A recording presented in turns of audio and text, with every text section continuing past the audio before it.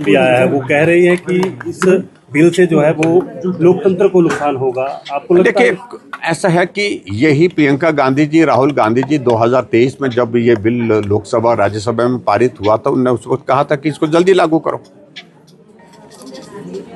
अब इसमें टेक्निकल चीज जो है वो ये है कि अभी तक जो प्रोविजन है एक्ट में, उसमें ये है कि पहले सेंसस होगा, उसके बाद जो है डिलिमिटेशन होगा। उस सारी चीज के लिए ही तो ये 16-17 तारीख का विशेष सत्र लाया है। उसमें अमेंडमेंट करके डिलिमिटेशन 2011 की सेंसस के बेस पर करने का फैसला किया था, और उसके बाद सेंसस चलता रहेगा। जो कास्ट सेंसस की कांग्रेस के लोग या विपक्ष के लोग जो बात कर रहे हैं, वो तो ऑलरेडी आने वाले समय में सरकार ने तय कर दिया कि उसके आधार पर करेंगे, वो कर रहे हैं। लेकिन अभी इस प्रकार से जिद पकड़ करके इस बिल को रोकना, ये मैं समझता हूं कि कतई भी उचित नहीं है। और निश्चित रूप से इस बिल से किसी का लाभ हो, इस बात को लेकर के मैं कुछ नहीं कहना चाहता हूं, लेकिन इस बिल को रोक करके जो लोग एक्सपोज हो रहे हैं उनका नुकसान जरूर होगा। प्रदेश की बात करें सर, सीपीएम ने चेस्टर हिल मामले में जो है वो सीएस की रिश्तेदारी बताई है, तो क्या इसको लेकर मांग करेंगे कि सीएस? देखिए, अब ऐसा है कि उस सारे मामले को विधानसभा के अंदर जितना हमने उठाना था उठा दिया है, दमदार तरीके से उठाया है, और हमने कहा है कि मुख्यमंत्री सारे मामले में जांच क्यों नहीं कर रहे हैं। वक्त लगा, लेकिन आखिरकार जांच के आदेश दिए हैं, और मैं चाहूंगा कि अब फैक्ट्स आ जाएं और कार्रवाई होनी चाहिए। कोई चाहे अधिकारी है, अगर कोई दूसरा है, अगर गलत है तो कार्रवाई होनी चाहिए, कानून के अनुसार होनी चाहिए, और उसको दबाने की आवश्यकता नहीं है। मुख्यमंत्री बंगाल इलेक्शन में प्रचार के लिए जा रहे, सर क्या कहेंगे? सर, किस तरह से देखते हैं कि नारी शक्ति बंधन कार्यक्रम चल रहा है, क्या इसके पीछे का एजेंडा है, और क्या लगता है कि देश में जो है लगातार अब महिला आरक्षण की बात की जा रही है? सबसे पहले मैं देश के प्रधानमंत्री नरेंद्र मोदी जी को बधाई देता हूं। एक मजबूत इरादे के साथ उन्होंने 2023 में नारी शक्ति वंदन अधिनियम लोकसभा में, राज्यसभा में पारित किया।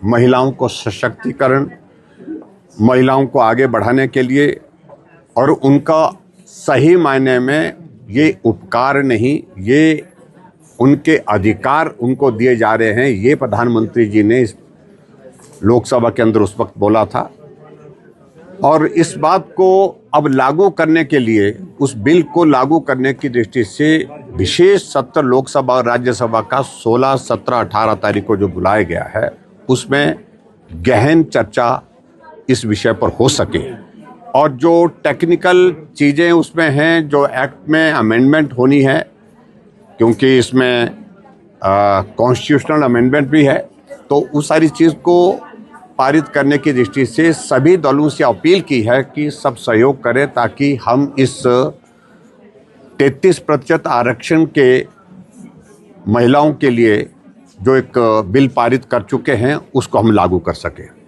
और मुझे पूरा भरोसा है कि जिस प्रकार से चर्चा चली है, आखिरकार सभी दल मिलकर के इस बिल को पारित करेंगे। हालांकि जब 2023 सितंबर में ये बिल लोकसभा और राज्यसभा में पारित हुआ था, उस वक्त जो विपक्षी दल थे उस वक्त के, कांग्रेस मेजर पार्टी थी और उसके बाद बाकी दल भी, उन्होंने इस वक्त कहा था कि भाई इसको जल्दी लागू करें, बिना देर के किया जाए। अब जब लागू करने की दिशा में जो इस पे रिक्वायर्ड जो अमेंडमेंट है, जो सारी चीज़ों को लेकर के जो टेक्निकल चीज़ें जो करने की थी, इसलिए विशेष सत्र जो बुलाया गया, उसमें कई प्रकार की जो अड़चनें पैदा कर रहे हैं, कई तरह के टेक्निकल इश्यूज खड़ा करने की कोशिश कर रहे हैं। मैं समझता हूं को उनको छोड़ करके इसकी स्पिरिट को जो मेन जो इसकी स्पिरिट है इस बिल की, उसको समझना चाहिए और उसको सहयोग करके जो है इसको पारित करने की दिशा में अपना समर्थन देना चाहिए। और मैं प्रधानमंत्री जी को बहुत बहुत बधाई देता हूं कि ऐतिहासिक फैसला, बड़ा फैसला, जो आज से पहले एक बार नहीं अनेकों बार राजनीतिक दलों ने चर्चा तो किया, लेकिन उसके बावजूद जो है इस बिल को पारित करने के लिए जितनी दृढ़ संकल्प के साथ काम करने की जो आवश्यकता थी वो पहले कभी नहीं की, अभी आपने की, मोदी जी ने की। इस बात के लिए मैं उनको बधाई देता हूँ। बहुत जघन्य घटना घटित हुई है। हमारी संवेदनाएं उस परिवार के साथ हैं, उस बेटी के साथ हैं, और देवभूमि हिमाचल प्रदेश में कानून व्यवस्था लगातार जो है वो बिल्कुल बिगड़ती जा रही है। सरकार की कोई भी प्राथमिकता कानून व्यवस्था को बनाए रखने के लिए नहीं है। अब इतनी जघन्य घटना वहां पर घटित हो गई, लेकिन उसके बावजूद पूरे दिन भर शाम तक सरकार के किसी भी मंत्री, मुख्यमंत्री या उप मुख्यमंत्री, किसी मंत्री का कोई रिएक्शन नहीं था। आप कुछ और नहीं कर सकते थे, आप संवेदना तो व्यक्त कर ही सकते थे, लेकिन ना संवेदना व्यक्त की। और जो हिमाचल प्रदेश में मुख्यमंत्री जी नशे को समाप्त करने के लिए बड़े बड़े जो है वो वॉकथॉन कर रहे हैं, मैराथन कर रहे हैं, बड़े बड़े कार्यक्रम कर रहे हैं और इवेंट्स कर रहे हैं जहां नाटियां डाली जा रही हैं।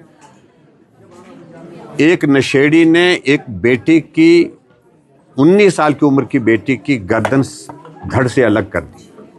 इससे बड़ा उदाहरण क्या हो सकता है कि आपकी कानून व्यवस्था की स्थिति हिमाचल प्रदेश में क्या है। नशे के अभियान के लिए आप बहुत सारी बातें कह रहे हैं, करोड़ों रुपए खर्च कर रहे हैं, लेकिन नशे के कारण हिमाचल प्रदेश में आज के हालात क्या बन गए हैं। तो ये सारी चीज़ को लेकर के प्रदेश सरकार को जो कार्रवाई करनी चाहिए वो हम कह रहे हैं कि कार्रवाई करें। अभी तक भी स्पष्ट नहीं हो पा रहा है कि कारण क्या रहा उस बेटी को मारने का। अभी तक सारी चीज़ों को लेकर के इन्वेस्टिगेशन की प्रोसेस चली है, हम इंतज़ार कर रहे हैं और हम ये जानना भी चाहते हैं कि उसमें वजह क्या रही है। ये परिवार के लोग भी जानना चाहता है, पूरा प्रदेश जानना चाहता है। Thank you.